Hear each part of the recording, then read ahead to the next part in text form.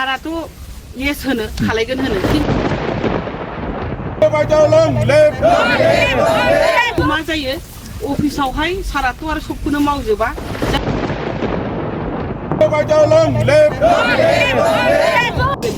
आं जुदि एमएलए जायोबा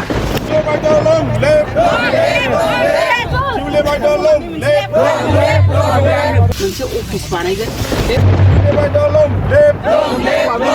अफिसावहाय जोंनि मानसि थागोन जेरैहाय प्राइमारिनि जोंहा आइजोफोर दङ बिसोर थागोन प्रत्येकटा जायगानिफ्राय जों मानसिखौ बासिख'नानै दोनगोन आरो जुदि नोंस्रा माबा मोनसे एप्लिकेसन होनो थाङोबा होमबा बे अफिसाव जों जमा लाखिगोन आरो बिदि सोरनिबा न'खर दरखङाव जिरायनानै थानांला जमा लाखिनानै प्रत्येक सप्तायाव आं खेबसे पाब्लिकजों मिट खालायगोन नोंथांमोननि सुखु दुखुखौ खोथाखौ खोनासंनो नङाबाथ' नोंसोर बोसोरखि बोसोर सासे एमएलएखौ नुनो थाङा नङा दा आं बेखौ नुदों बे प्रब्लेमखौ नुदों ओंखायनो आङो बे डिसिसनखौ लादों जाहाथे कनस्ट्राक्टिभ वे खामानिया जायो दा आङो हस्पिटाल सालायो हिसाबै मिथियो जे मेगनाव केटारेक्ट जानानै अनेक मानसिया थाङो मेगन नुवा अपारेसन खालायनानैसो नेपालाव थांनो फैसायाबो गावनाबो थोजोबा ओजोंहाय नोङो बिदिनो थांनायावबो माबाजोबा दा जुदि आं एमएलए जायोबा आं मोनसे डिसिसन लानो हायो कि बोसोराव आं खमसे खम 200 जन मानसिनि मेगननि केटारेक्टखौ चिकित्सा खालामना होगोन होननानै बुङोबा प्रत्येकटा गामिनिफ्राय साफा सानैयाथ' थाखायो जोङो बेफोरखौ खांनानै लेयार टु लेयार बेफोरबायदि खामानिखौ मावनो नाजागोन आरो दा दङ दा सासे एमएलएनि खामानिया मा बिथांनि खामानिया जाहैदों अबे जायगायावहाय मा डेभेलपमेन्ट जायाखै खारन स्टेटनि सेन्ट्रेलनि जेसेबां फान्ड फैयो बेयो स्टेट होया एमएलएनि होया जोंनि बाहाय समस्थियाव गोलैफैयो दिनैहाय फिसा फिसौ जेनेबा अरुणोदय आसनि बेफोरबो जोंना एमएलएनि दारासो फैयो विधवा पेन्सन मा पेन्सन जेसेबां नरेन्द्र मदिया गोजौआवहाय डिसिसन लागोन पाब्लिकनि थाखाय बेफोर गासिबो एमएलएनि आखाइजों सफैजोबो ओंखायनो एमएलए सासेनि आखाइया बिराद गोरा आरो बेनि गेजेराव जुदि मिनिस्टार जाबावनो हायोबा सासे मिनिस्टारनि फान्डा बेसेबां 3000 कोटी गाहाम आरो हाग्रामा सारनि अल मोनब्रै डिस्ट्रिक्टनि फान्डा 700-800 कोटी होमबा बेनि डाबलनि डाबल 3 गुन डाबल बिसोरो मोनो दा गोसो खालायबा गोसो जाबा सासे मिनिस्टारा गावनि समस्थिखौ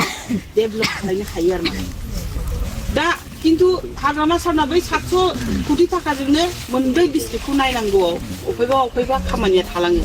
एखनबा जेनेबा लामा बानायबाय बाहाय अबेबा थालांबाय अबेबा स्कुल कलेज इउनिभार्सिटि बेफोरबायदि बानायनायाव थालाङो दा बिदियाव सासे मानसि ओरैबायदि मानसि नांगौ जे गावनि फान्डखौ गावनि मोननाय फान्डखौ इउटिलाइज खालायजोबनाय गावनि समस्थिनि थाखाय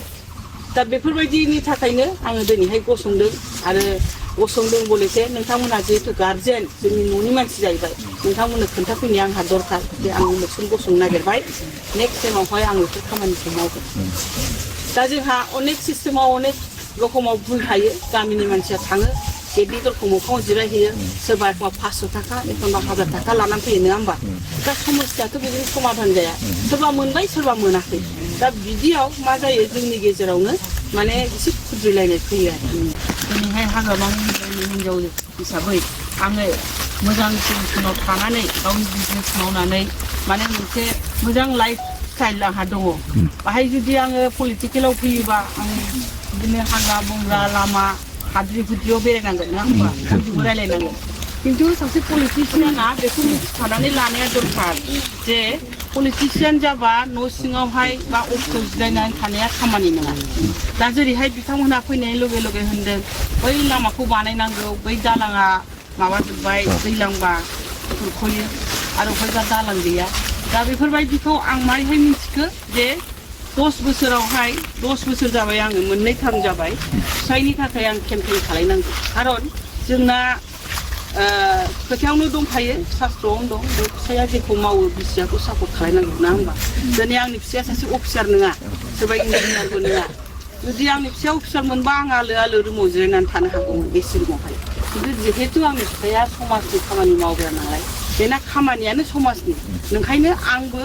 जेखि जाया मानो आंबो हाद्रियाव ओंखारनानै फैखाथारनांगोन मोनसे समाव दा बिदियाव आं नुनो मोनदों जे दा बाहायथ' आं दिनैहाय गथाय फार्स्ट टाइम फैदों बे जायगायावहाय बिभिन्न जायगायावहाय लामा गैया अबेबा कालभार गैया अबेबा दालां बायनाय अबेबा इरिगेसननि बेबस्था गैया माइ गायनो हायाखै बबेबा गामिया खुरख'लांबाय बेफोरबायदिखौ आं नुनो मोनदों बेफोरखौ नुनानै आं सारनाव मेसेजखौ होयो दे बेबायदि गामियाव बिदि प्रब्लेमा दङ साराथ' येस होनो खालायगोन होनो खिन्थु मा जायो अफिसावहाय साराथ' आरो सबखौनो मावजोबा जाय अफिसाव खामानि मावो बिसोरो माने बबेबा दोनसोबाय सोरनिखौबा माबा बबेबा थासनबाय बेबायदि जायो आं बारे बारे होनबाथ' सारा 40टा समस्तिखौ नायनांगौ नङा होमबा सारा दिनैहाय जानो हागौ जोंनि बेनि MCLA बे चिफ जाहैबाय खिन्थु 40टा समस्तिखौ नायनांगौ बेलायावहाय बिथांना गावनि समस्तियाव बेरायनो टाइम मोना जायो दा बिदियाव जोंनि समस्तिनि मानसिफोरना एसेबाबो खुद्रिनायखौ आं नुनो मोनदों जे जोंनि समस्तिनि चिफ जानानै जोङो सारखौ दाबो फेस टु फेस खायफा नुफेराखै बा जोंनि गामियाव फैफेराखै बेफोरखौ आं समस्याखौ नुदों दा बेफोर खेथ्रआव आं सानदों आरोखि ना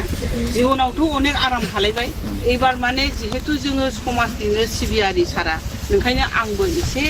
जिबनावहाय बे जिबनखौबा उनाव मोनफिनगोन ना मोनफिना दा जिबन थानायावनो एसे गोरा थानायावनो समाजनि थाखाय खामानि मावलांसै आरो दा बे खेथ्रआव सारा मावनो नागिरबाबो अफिसियेल खामानिया माखासेया थाफैयो बे खेथ्रआव दिनैहाय बे लामाया जानांगौमोन फुराना लामा बेफोरो दा बेफोर जायाखै फैनानै जोबोद गाज्रि मोनदों दुखु मोनदों नोंथांमोननि थाखाय जे मानसिफ्रा बिदि खस्थ' खालायनानै 2026आवबो दासिमबो लामा गैया माबा गैयाखौ नुबा जों एसे दुखु मोनो आरो दा बेफोर खेथ्रआव नोंखायनो आं सानबाय आङो मालायखौ फन हरै अफिसाव फन खालामनानै होनहरबाय थाबाबो अफिसनि मानसिया गाज्रि मोनगोन जे मेडामा सब खोथायावनो इन्टारफेयार खालायो दा बे खेथ्रआव जुदि आंनो जुदि MLA जायोबा होमबाथ' आंहानो राइट दङ आंहानो अधिकार दं लिरनायनि बे लामा जायाखै बै लामा जायाखै बै दालाङा जायाखै बे कालभार जायाखै बेफोरबायदिखौ आं नायनो हागोन आरोखि आं खावलायनाय बायदि एका लामाखौ लांगोन आफा आब्ला खुंगुरनि बाजि सा गोलाव जासिमाबो